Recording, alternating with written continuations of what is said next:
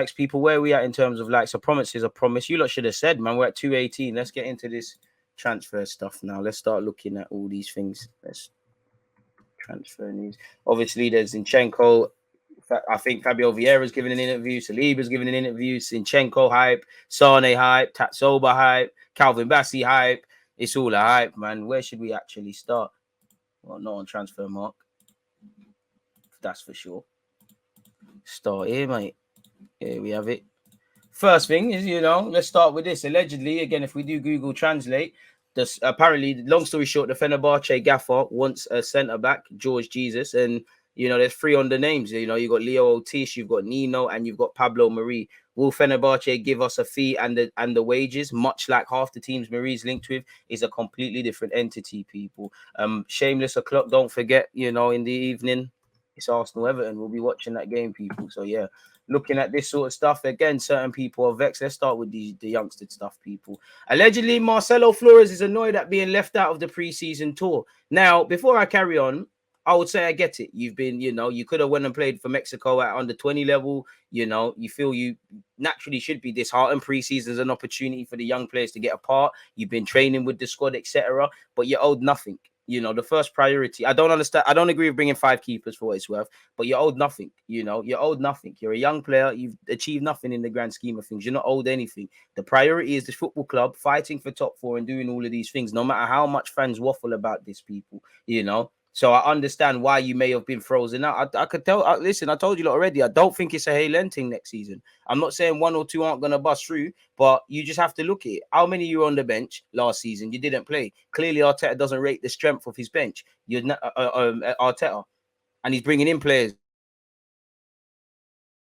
You signed a new deal. Money's been spent. You can't have it all. There's not going to be too many opportunities for you, really. So I can understand why you'd be annoyed, but you're owed nothing. You can be as best pleased as you want. Who are you? What have you done? Wavy 18-year-old and that. And half the people waffling about half of these young players don't even flip and watch the people. He is a very exciting prospect. He buzzes like a Duracell battery. I think he's got a lot to do to work with. My personal opinion is the man, not just him, a lot of people, to only see Walters, who's done very well last season and took his chances in preseason and gone off with 4. I think a couple of them should have been involved. But, you're owed nothing in life. Who are you in the grand scheme of things? Really and truly. Allegedly, he's upset about not being involved, people. Patino didn't fly. Maybe that's to work with the 23s. Maybe a couple of these players are sorting out loans. A lot of you should be going and playing senior football somewhere else. Apparently, Flores, like Patino's, remained in the UK, and the decision from Arteta has prompted some questions over the development pathway at Arsenal. Listen, you can't have everything. All of these Premier League teams, specifically the top 6, you can't be competitive and bring through kids. It's a fallacy to think 100 of these players are going to bust through. Some are going to fall by the wayside. Some are just ultimately not going to be good enough. Some are going to take to it further than others. I don't agree with none of them traveling like that, but I think a big song and dance is made of this. And to go with, obviously, Amari Hutchinson, for whatever reason, departing, it is what it is, people. As you can see, Chelsea have signed Amari Hutchinson. He was in talks based on this article over a new deal. It didn't happen. He's gone to Chelsea. Their under 23s got relegated. But I do think, even though statistics say Arsenal have the most youngsters coming through and playing in the top 5 leagues, just how Chelsea are a bit proactive, even if they don't care about you, how they can turn you into a money-making machine. I could see it. For Amari, he needs to go and play senior football. If he plays a season at under 23s level for Chelsea, who got relegated, I think it's a year wasted, considering he's travelled with the Premier League squads of Arsenal and things like that. But if he goes there, gets to train with Thomas Tuchel, gets to do what you're doing, they find a good loan spell for you. Like you see, they bridge the gap. You look at Mason Mount, Derby and Vitesse, Broja, gone to Vitesse, gone on loan to Southampton, played 30 odd times for Southampton, been capped by Albania, could be sold if Chelsea ever decide, with making a pretty profit. All he needs to do is develop physically and go and play football. Clearly, they've offered him a fantastic contract as well.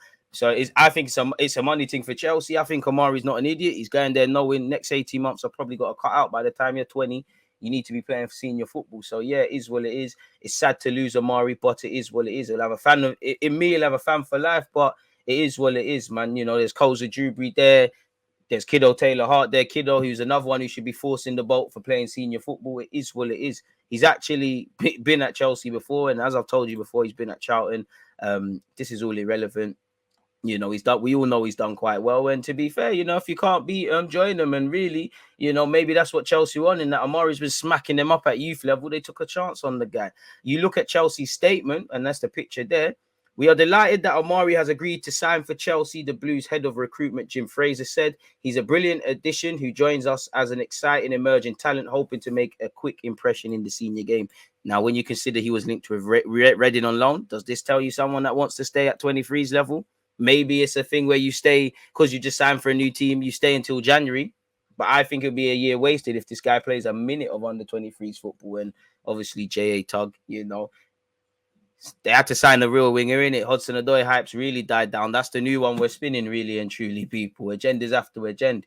As you can see, I was putting in work for you lot with that. Good news as well. Arsenal ramp up their efforts to tie down Bukayo Saka to a new long-term contract after Man City identify him as their number one target to replace Raheem Sterling. Arsenal are confident he'll sign a new deal. He's got 2 years left. He'll be offered a new deal to make him one of the top earners at the club, rightly so. But it doesn't say we're any closer to it. I mean, we'll be here all day. You know, you think of Arsenal right now, you think of Saka. The man's a good player. We'll be here all day.